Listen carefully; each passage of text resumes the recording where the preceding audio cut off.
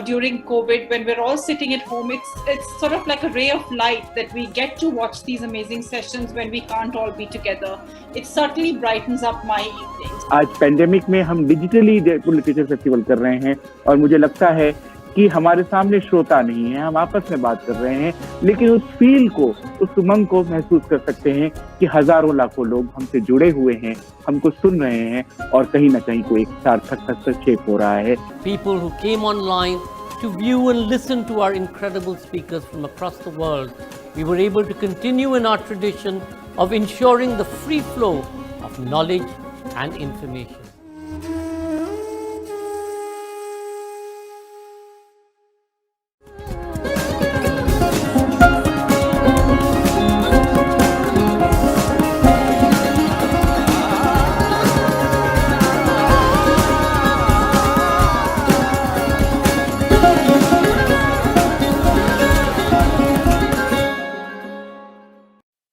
From Namiz Gokhale, William Dalrymple, and all my colleagues at Teamwork Arts, welcome back to JLF's First Edition.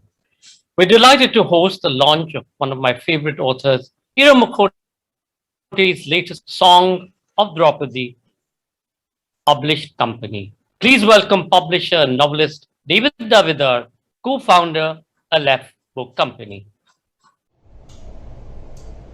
Aleph is delighted to be publishing Ira Mukhoty's Song of Draupadi because for us it seems to mark the beginning of a brand new phase of our life after the past 18 months where we've been battered by the pandemic. Ira is one of our most important authors, and in this book she brings together most of her interests, which include feminism, history, the epics, and storytelling. I'm going to read a sentence from the book description, which I think captures Song of Draupadi exactly.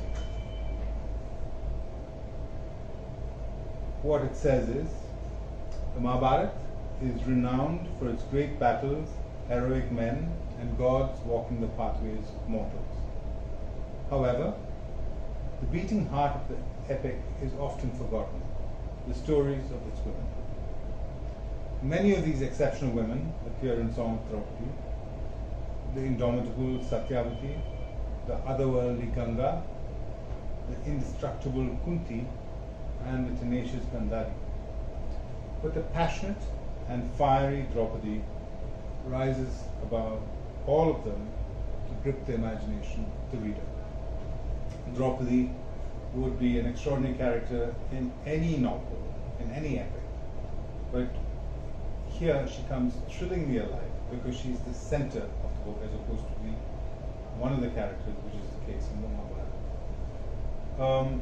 I love reading the book. We're delighted to be publishing the book, and I hope you will all go out there and get yourself a copy of the book.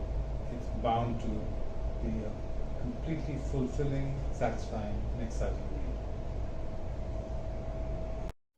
Thank you, David. Ira Mukhoty's powerful Song of Draupadi brings a symphony of strong feminine voices to invoke the story of the Mahabharata. His novel is a tribute to Draupadi and the women around her as they argue, plead, reason, and raw embers of a grand epic that often focuses only on heroic men. Going beyond Draupadi's journey as a sister, daughter, wife, and queen, the narrative observes her dreams, passion, and courage as she pursues her quest of blood and vengeance. Ira Mukhoty is the author of Akbar, the Great Mughal, Daughters of the Sun, Empresses, Queens, and Begums of the Mughal Empire, and Heroines, powerful Indian women in myth and living in one of the oldest continuously inhabited cities in the world, she developed an interest in the evolution of mythology and history, the erasure of women from these histories, and the continuing relevance that this has on the status of women in India. In conversation with Sunit Tandon, Mukhoty discusses her attempt to illuminate these forgotten voices and their indomitable, undying spirit. Ira, it's absolutely fabulous to see you here today. Sadly, we can't do this in person. Welcome to you all the way from France, and congratulations on your latest novel, We would love to hear you share your experience on behind the scenes of writing this new book, and how did you suddenly leap to doing a work in fiction? Ira, over to you. Thank you. Thank you, Sanjoy. And, I first wanted to thank JLF for giving me this chance today. And for the past 18 months, you have been such a huge, source of support, because I think I must be one of those rare writers who have had the ill-advised notion to publish not just one book, but two books during the middle of a global pandemic, the first in 100 years. But there you go. So if it hadn't been for people like yourselves, it would have been very difficult to get books across, to share ideas and thoughts. So thank you so much. Thank you to Namita Gokhale, William Dalrymple, and yourself, Sanjoy. And yes, so Song of Draupadi, today we are talking about it, but it is actually my first book. It was the book I wrote, I started thinking about 10 years ago.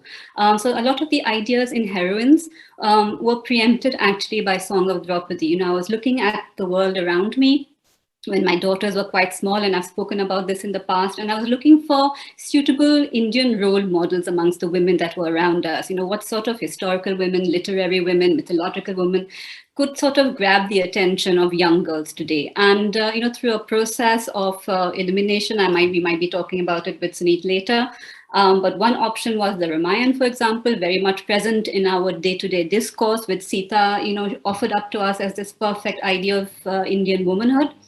But this idea of the perfect pativrat, this perfect married woman who, despite her complete, submission, obedience, loyalty, still has such a humiliating fate at the end of the Ramayana, was something that really disturbed me, and wasn't something that I was very willing to share with my daughters, let us say. And I didn't think she was the sort of role model that young women might want today. And so I thought the Mahabharata, with its complex layers, so many vulnerable people, powerful personalities, so many women behind the scenes that we sometimes sort of forget. So I thought this would be a challenging, text to take up again in the modern world in the 21st century. So my challenge was to make it feel very real today. So part of the research process, apart from reading, the translation of the epics, was to look at the quality of life in the Vedic age, the cultural and material life around the people, so that my readers, when they went through the text, like they would do later on in my historical books, would get a sense of what it might have been to live in the Vedic age, the sort of food that they might have eaten, the clothes, the weather, the birds around them, the trees, the recipes they use, the medicines, the cosmetics. So I did a lot of research around that to sort of anchor the reader in what might have been a textually relevant world to them. So this was the sort of research that I did. These were the sort of ideas that I wanted to bring to life. And not, as David was saying, very eloquently, not just Draupadi, but many of the women. I wanted this to be, so we could have called it the chorus of the women, really, but Song of Draupadi is snappier as a title. But it is really a bunch of about 10 or 12 women behind the scenes, a lot of them who are somehow managing, to establish their will. Thank you, Ira. 10 years in the making. It sounds absolutely fascinating. I do hope that we're able to see some of what you were talking about, the food, the textile, the way of dressing. I'm certainly very happy to experiment with a couple of the recipes that you may have got in turn in there. So thank you. And ladies and gentlemen, JLF's First Edition is delighted to launch Song of Draupadi.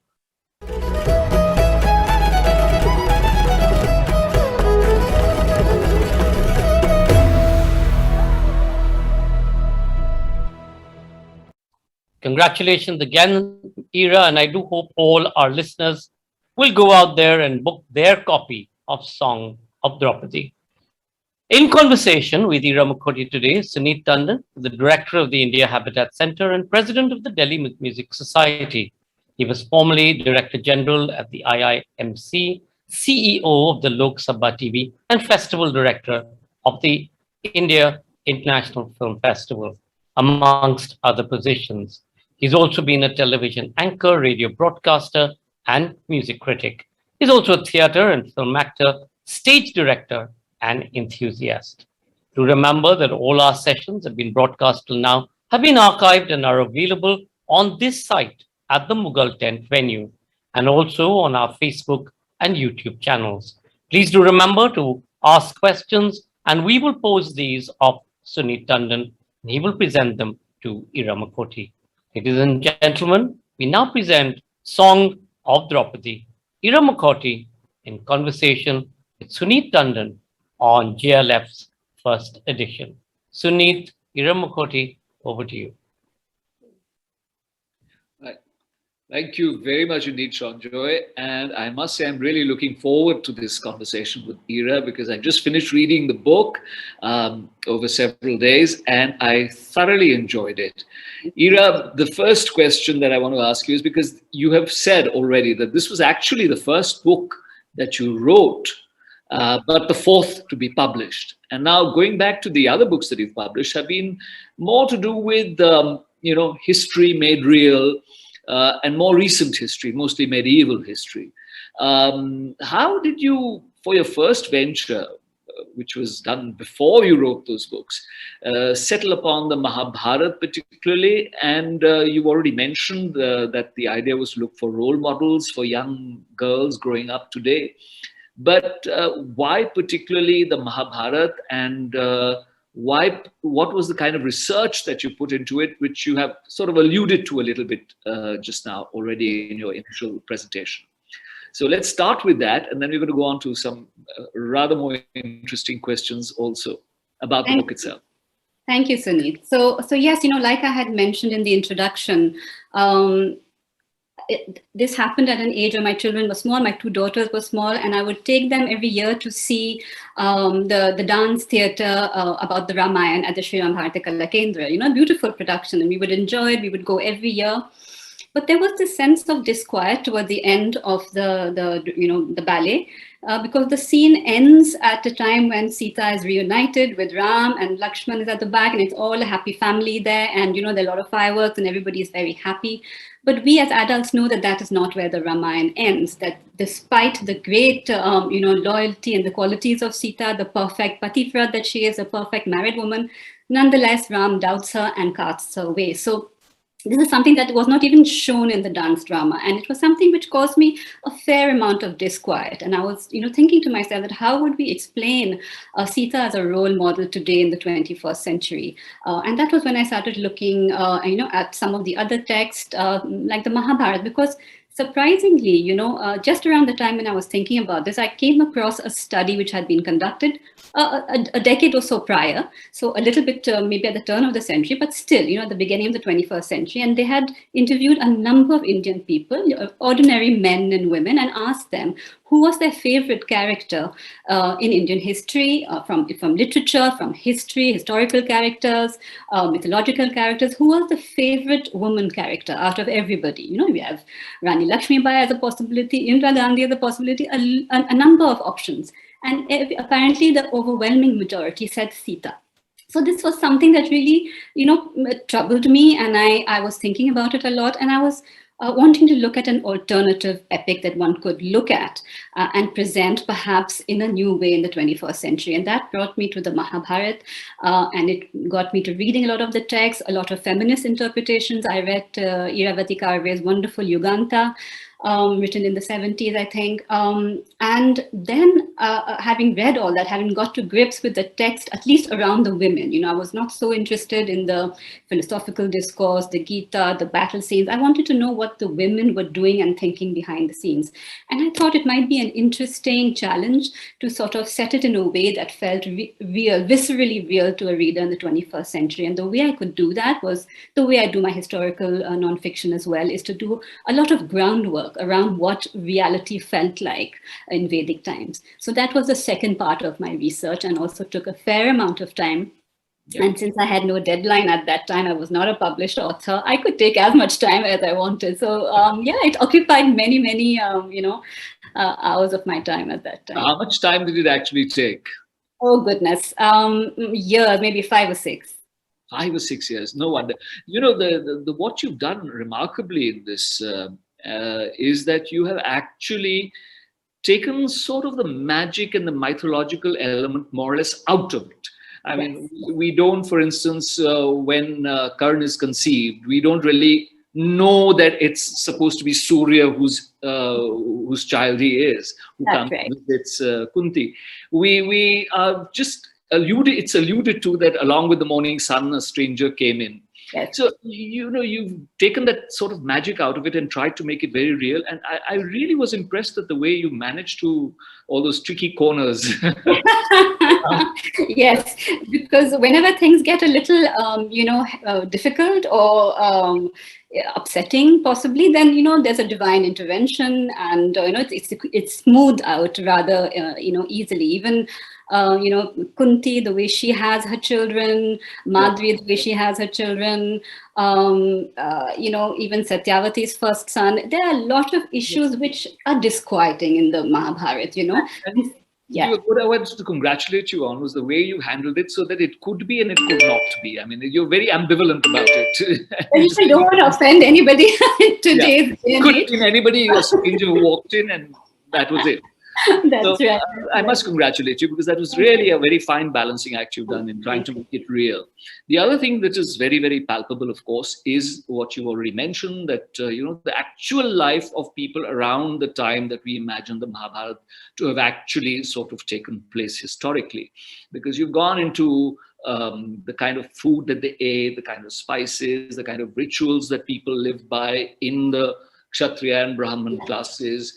You have also not quite ignored, you've alluded to the misery of a lot of the people of the lower castes and the lower orders of society. You've not delved into that because that's not your main theme. Yeah. But you have certainly alluded to it. And it does paint a slightly more realistic picture of times, of ancient times, than most other books do. But what is interesting, and this is something else that you mentioned in your introductory, is that it's not really only about Draupadi. No. In fact, the story is actually about Draupadi. It begins, and you've got a very clever sort of device in the way that you've plotted the whole thing out. You begin with Draupadi's death. Then you go on to the when she's very young, and then you go on to the stories of Ganga, Satyavati, Amba, Ambika, Ambalika, that trio, Gandhari, Kunti herself, her own story, and then you get back to Draupadi again, where all these stories sort of interweave, and finally, of course, the end when you come back again at the end to the end of the Pandavas and the end of Draupadi. Yeah. And you leave a very, very bleak feeling at the end of the novel. Yes. Yes, you've made a really good point there, Sunit. This is, what I wanted for people to think about. I wanted this circularity to come in, because this is how stories are told to us. This is how even philosophy, in Hinduism is told to us as a great circle, a wheel that keeps turning. And I wanted the reader to get that, almost dizzying feel of what is happening here. We started at the end, we're coming back to the beginning. And the reason why I wanted the end to be as you have mentioned it is that there's an important passage in the epic which tells us something about the role of storytellers, the role of the person who is the sentinel for what is happening and who is filtering the message. So it happens just before the great Yudh. And Dhritarashtra, the blind king, and his wife, Gandhari, are waiting, anxiously in Hastinapur while the action is about to take place on Kurukshetra field. So they can't see this because they're both blinded for different reasons. And Dhritarashtra is told that he can have divine sight if he wants to see how the battle unfolds. And he says no, he chooses to be told the events of the battle through Sanjay, his charioteer. So this gives us one sort of way in which the events of the battle are filtered through. So Sanjay comes and tells him Kunti's what's happening to Kunti, what's happening to this warrior, what is happening to this other person. So we get this sort of composite image because Dhritarashtra chooses this manner of seeing things. Meanwhile, Gandhari is also told towards the end that she can also have divine sight, and she says yes, and she chooses to see what happens to the widows of the Kauravas. And this is a very different scene that she sees. She witnesses the suffering of the women. So she chooses to be sentinel to the women's voices, and she gives voice to their great sorrow, their lamentation when they come to Kurukshetra and they see their handsome husbands and sons lying broken and bloodied in the battlefield. She is able to give voice to their suffering. And I felt if the Mahabharata itself is allowing for a variety of filters and interpretations, then I can be storyteller in my own way in the 21st century. And this particular scene of Gandhari witnessing this suffering really stayed with me. It had this emotional freight to it, which I had not come across in any other reading. You see, you hear about the wonderful battles and who had what boon and who used what discus, and all these interesting things, but you don't see what happens after. So I wanted the reader to be left with this, left with the aftermath of what happens when those fabulous battles are done and dusted. What happens to the women who don't partake but who are affected nonetheless for so long after that. So that's why I spent quite a bit of time at the end talking about this vision. Yeah, and it's a very, very stark vision that you paint over there, especially of the sort of dictated mass suicide of the Kaurav widows into the Ganga, yes, when they drowned in the Ganga. I was very shocked to read it. I was like, oh, so they were actually induced to sort of all give up their lives because it would be too expensive, basically, for Yudhishthira to keep on looking after them for decades, So it was quite a bleak message. But I resonate with the treatment of widows traditionally. Exactly. The widows of Vrindavan and all that, all discarded. Yes. And what's interesting is in the Vedic age, in the beginning, there wasn't quite this sort of censure of widows. You often heard of people remarrying, of divorce being allowed, of women being educated. And you see quite clearly through the ages, as we move into the epic age, and then of course later on, slowly the strictures around women tighten and the restrictions come in, and divorce is frowned upon, widows are considered inauspicious, and you see things continuing to become more and more difficult for women even in the early modern age. Yeah, you mentioned that you wanted to explore the essential invisibility of women in the epic. But, many people would contest that because Draupadi particularly and Kunti particularly are very, very visible in the epic. And in fact, for the last 10, 15 years, I can see there have been innumerable retellings of Draupadi's story. Yeah. Many of my friends are dancers, classical dancers, and they have used Draupadi countless times as a trope with which to explore a woman who wishes to empower herself and does manage to empower herself. A little bit about this contradiction. You're quite right, and I suppose it's there's sometimes a serendipity in these things, that you see one book comes out on horses and within 6 months another book will come out on horses. So somehow fate moves in these ways, and it is true. I started thinking about this around 10 years ago, and in 10, 15 years there have been a lot of interpretations, of feminist writings about the Mahabharata, especially, and Draupadi, and that's a wonderful thing. What I can say, just to add to that, is I have tried to bring out maybe aspects of some of these women that we may not have thought about so clearly. One of them being, there's quite a lot of anxiety in the writers of the Mahabharata, the men, all of them, about the ownership of women's wombs. Now, it's all very well talking about dharma and talking about kshatriyas and who is king, but who will be king next if you don't have sons? So this is a very important point, is who controls the wombs of important women, of queens, of princesses. And I don't think we think about that very often. And here I have tried to bring out the fact that these women, within the confines of their patriarchal society, actually try and exercise control over their own wombs, or the product of that, as much as they can. So whether it is Satyavati, who is seduced by Durvasa and has her son Vyas before she is ever married. So this happens to her, she is out of control, she cannot do anything about that. But she has a pattern. Yes, exactly, a pattern will be repeated. But she has this son, and so she has the foresight and the ability to use that son when it suits her. And when her daughters-in-law cannot conceive because her own, son has died, she brings in Vyas and uses this old law of niyoga to impregnate her daughters-in-law with her son from a previous man. So I wanted this to be a recurring theme, whether it was Kunti and Karna. She uses Karna before the war when she tells him, "You are my son," and that shakes his, his resolve, so that he is no longer quite the untouchable warrior he might have been. So these women, in subtle ways, within sometimes the confines of this patriarchal system, do manage to exercise control in surprising ways, which I thought, at least I hadn't come across one book which spoke about all these women in all these ways. So that's just a slightly different take on the story. Right. So now let's get back to Draupadi, because what specifically to you is her significance, especially within the feminist rhetoric today? Yeah. Well, what I really like about Draupadi, so I think she appeals to a lot of people today. You know, there's this anecdote, I think it is from one of the folk stories, where she was often mercilessly teased about having 5 husbands. You know, it was something which was it clearly caused a lot of uncertainty and anxiety when, you know, it was around. And so Bhanumati, Duryodhan's wife, when Draupadi comes into Hastinapur with her husband, Bhanumati tells her, "Oh, you know, you have 5 husbands. You know, that's really an excess of husbands." And Draupadi snaps back, saying, "Well, it is a tradition in my in-laws to have an excess of husbands."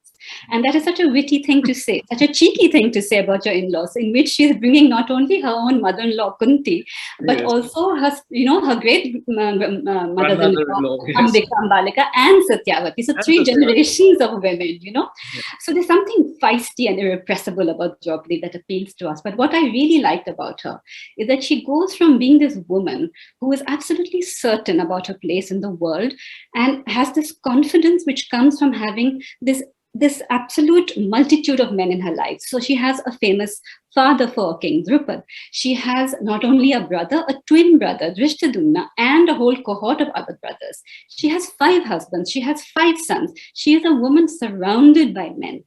And yet, and she has this nomenclature, in the epic, they call her Nathavati Anathavat, which is husbanded yet unprotected. Because these men, in the end, not one of them is able to protect her. And when they come to finally fighting the war, and they are sort of ambiguous about it, and Yudhishthira is trying to say, let us just share 5 villages, let us come to some understanding, let us not kill each other. And she's so upset by this. And she tells Krishna, she says, no husbands, no sons, no father, no brothers have I. Even you, Krishna, are not really mine at all. As if you were distanced from grief, you left me alone while evil men humiliated me. So this understanding that comes to her, that despite the number of men in her life, she is alone and she must defend herself. She must be sentinel and guardian of her own destiny. This is something that really spoke to me in the 21st century, what I would like to tell women today, that just take ownership of your own destinies. Don't wait for your husbands, your sons, your brothers, your fathers. You must take charge. And this was something very powerful, I found. Yeah, and in fact, this theme, I think, comes across with most of the women in the Mahabharata in your story, retelling of it. So all of them are failed by their menfolk, so to speak. Yes. And having the menfolk around them is not of much help to them. It's not much help, no. No, it's true.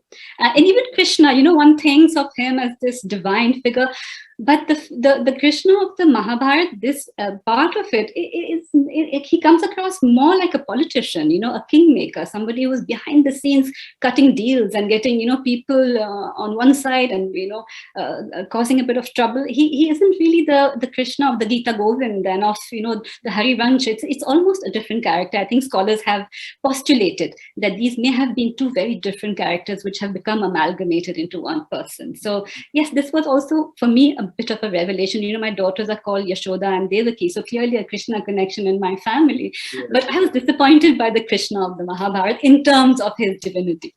In fact, you even make it a point at one point. Normally I don't do reveals or something like that. It's not really a reveal, but you do point out to Krishna's motivations at the end, towards the end, when the Pandav camp is being attacked after the war is over by Ghatotkach, whom you don't name, and his cohorts.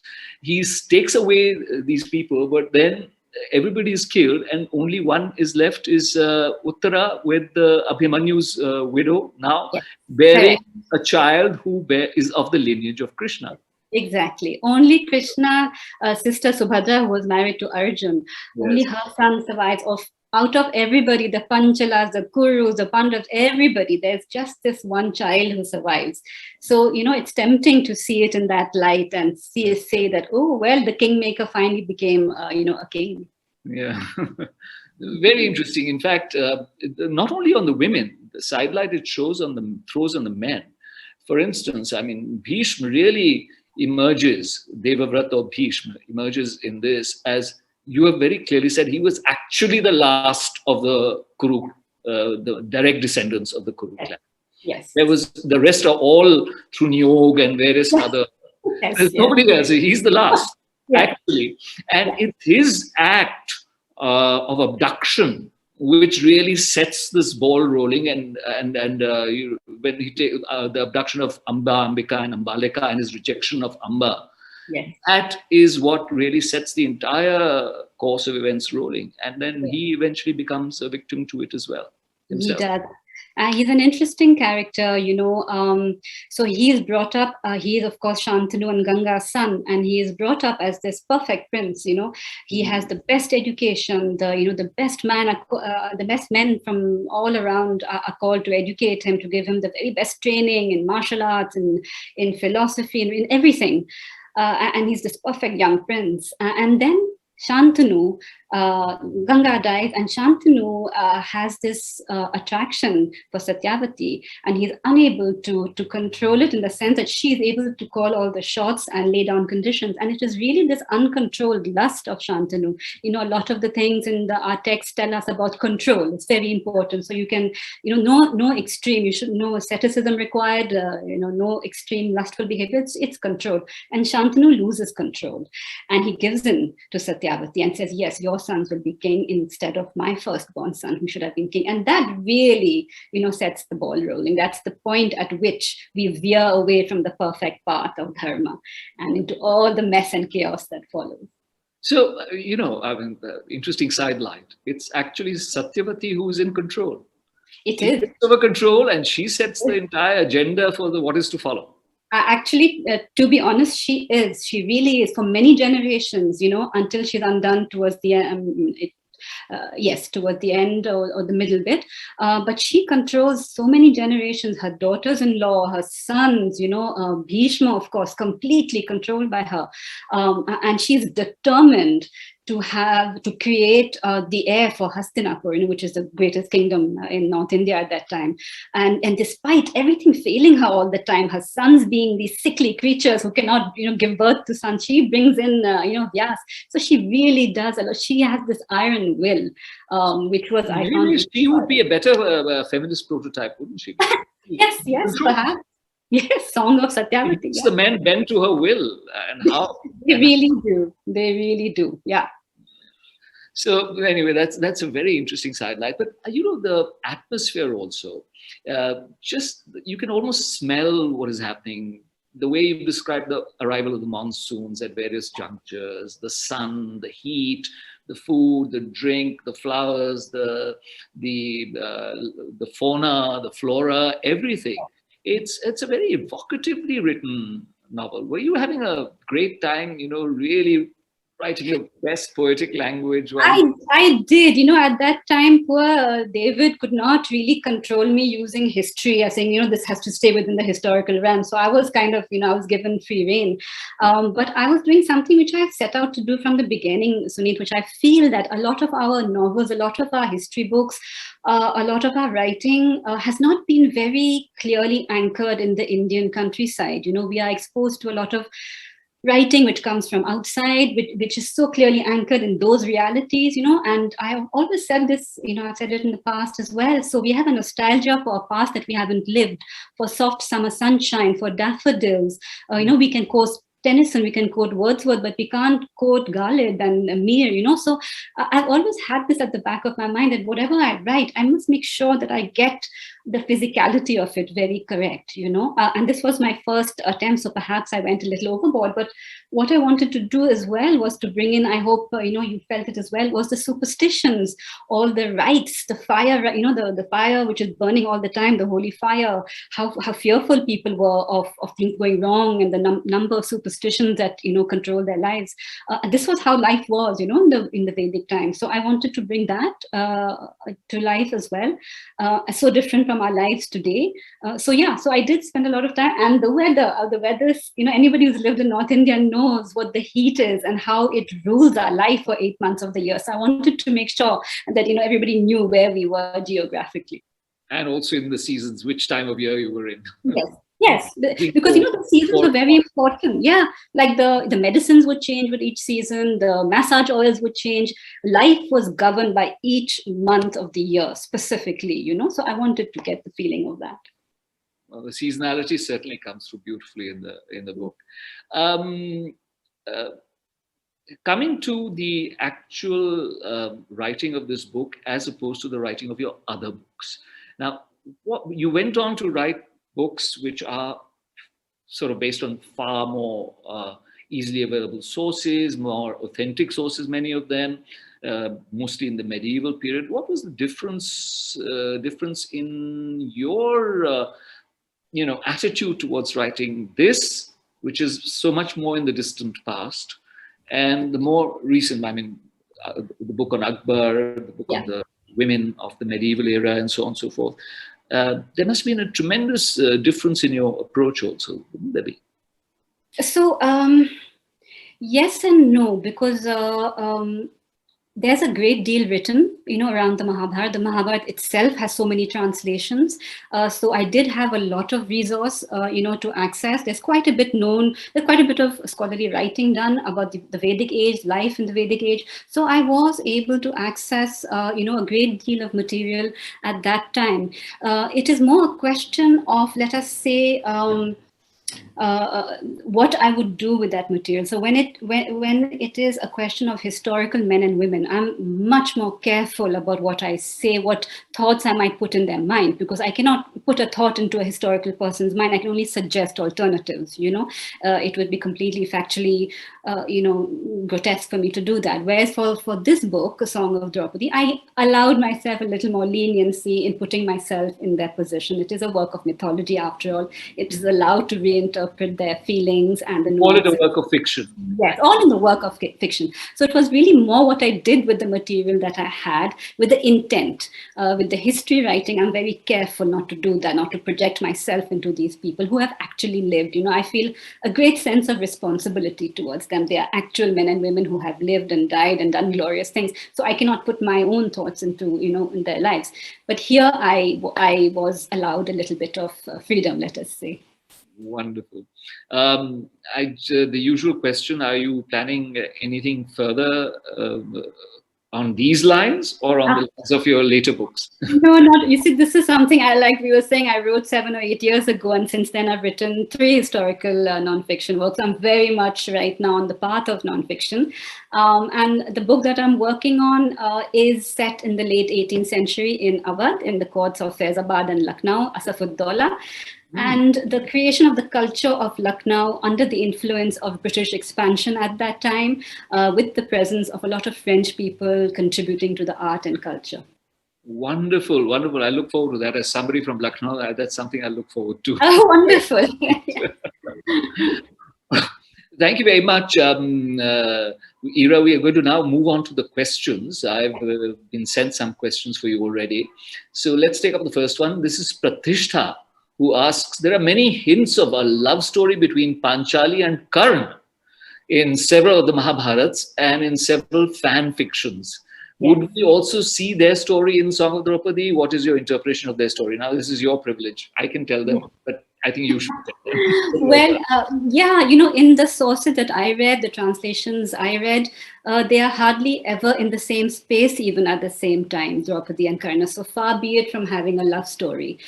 Secondly, this is a Kshatriya woman. She was very aware of her place in the world, of being a princess, of being the daughter of King Drupad, of Panchala at that time. It's often said that this was actually a Kuru-Panchala war. It was between the Kurus and the Panchalas. These were the 2 big families at that time. The Pandavas were interlopers, country cousins who snuck in there, So she is the queen of princess of Panchala. I don't think, with Karan being the son of a charioteer, supposedly, I don't think that would have happened. She was, she would have been restricted by her ideas of caste. And I don't think it would have been something, either she would have been absolutely overpowered by something in Karna, and they did not have the chance to be meeting and to be having that sort of interaction. So no, I would not see that happening. And I don't discuss that in the book. But it depends on which version of the Mahabharata you're looking at. Of course. Now, which version did you look at? Well, mostly Ganguly, but then also a lot of interpretations of feminist writings around it. Right. So this is the collected, the sort of most authentic sort of version. Yes. And I think you mentioned somewhere that you, in your note, that you looked at Bibek Debroy's translation. Yes. Just I looked at as many as I could. It's authentic translation. Yeah. Right. Now, question from Kavita, who asks, Song of Draupadi sounds like fascinating retelling of the Mahabharata. This also raises questions about the creative freedom of an author who is seeking to retell with additions and omissions an age-old epic. Where do such retellings position you as an author and historian?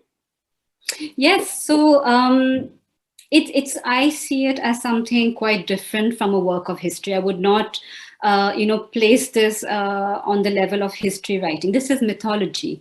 And like I was saying, earlier on, we were talking about the roles of interpretation, about analyzing and visualizing things, the way in which Dhritarashtra and Gandhari chose to see these things very differently. I am also just seeing the Mahabharata through my lens. What I have not done is create incidents which never happened in the text. What I have done is taken away some of the divine happenings to make it seem like a story which may have happened between these two tribes who had a fight over ownership of land, a simpler story without all the philosophy, without the divinity in it. So I haven't placed things in there which didn't actually happen, but I've taken away some of the, the happenings which did not strike me as something which seemed like a realistic, let us say, telling. But yes, people have written different versions. People are interpreting it in all sorts of ways. But I think we have to remember that it is mythology. At the end of the day, it is storytelling. It is a way for us to use these stories to live better lives. And it is quite distinct from history, at least in my mind. And to support your point of view, the Mahabharata has been told and retold and retold so many times across the millennia and centuries. Exactly. There is no one Mahabharata. There's no one Mahabharata, and there's a great tradition of doing so in India. That's right. Sumit Dahiya asks, how important is it to have epics being retold? Epics bring retold a woman? I think he means being retold with a woman's or in a woman's perspective. Has Indian literature progressed in this sphere? I think it's extremely important. The point I was making right in the beginning, that we have been told for far too long that there's just the one way of being a perfect Indian woman, the Sita model. And what I have seen when I was researching Heroines is that all our women, whether they're historical or not, somehow end up over the centuries being whitewashed into this perfect idea of femininity, Indian, womanhood. And that's something that can be, quite difficult for young girls today to live up to, these goddesses, these ideal goddesses. You don't feel much connection with somebody who's so invulnerable, where somebody like Draupadi, you can see her vulnerability, you can see her overriding passion, her anger, sometimes her inability to control her temper. And then you feel a kinship with a person like that, and you feel you might emulate them, you might go above these restrictions and do something great. So I think it is extremely important for us to be not to be told as young girls and women all the time that you must be this perfect person, you must be beyond reproach, and then nothing will happen to you, because we know that things happen despite being as irreproachable like Sita. So we must tell girls to take charge of their destiny, and it's only when we look at historical and mythological women and put them in their own context that we can reclaim these lives. Thank you very much, Ira. I think we are coming to the end of this session. Those were the questions that I've been given, and I must say that you really retold the story of especially the women of the Mahabharata in a very, very fascinating, very readable, and very, should I say, credible way. I mean, you can imagine women having precisely those kind of reactions in those situations. And because you've taken the magic and the deities and these deus ex machinas out of the whole story, it really actually reads like a very good story, which could have happened, and very believable people. So thank you very much indeed. It's a wonderful book, and I want to wish you all the very best for it now that it's been launched and it's going out into the big bad world. I'm sure it'll do very well indeed. Thank you very much, Ira. And I think it's up to us now to hand over back to Seanjoy, who's waiting to wind us down. Thank you so much, Sunit, and thank you so much, Ira Mukhoty. Absolutely fascinating to hear about the perspective of the way Gandhari and Dhritarashtra saw or visualized the war, and of course the economic impact in this entire thing about not wanting the Kauravas to continue to sustain because of the issue of feeding so many hundreds of people. Absolutely fascinating. Sunit Tandon, thank you so much for being part of this conversation.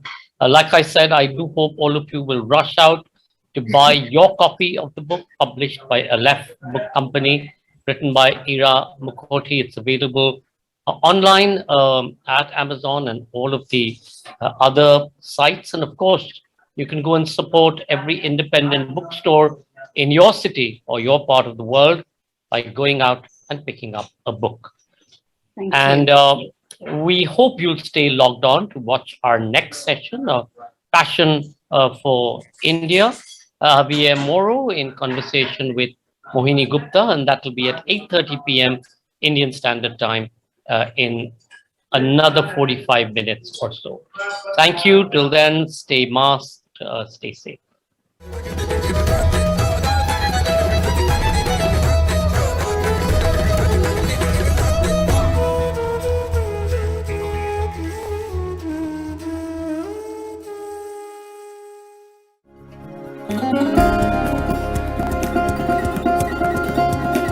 In these times during COVID, when we're all sitting at home, it's sort of like a ray of light that we get to watch these amazing sessions when we can't all be together. It certainly brightens up my evenings. आज pandemic में हम digitally Jaipur literature festival कर रहे हैं और मुझे लगता है कि हमारे सामने श्रोता नहीं है, हम आपस में बात कर रहे हैं, लेकिन उस फील को, उस उमंग को महसूस कर सकते हैं कि हजारों लाखों लोग हमसे जुड़े हुए हैं, हमको सुन रहे हैं और कहीं ना कहीं कोई एक सार्थक हस्तक्षेप हो रहा है. People who came online to view and listen to our incredible speakers from across the world, we were able to continue in our tradition of ensuring the free flow of knowledge and information.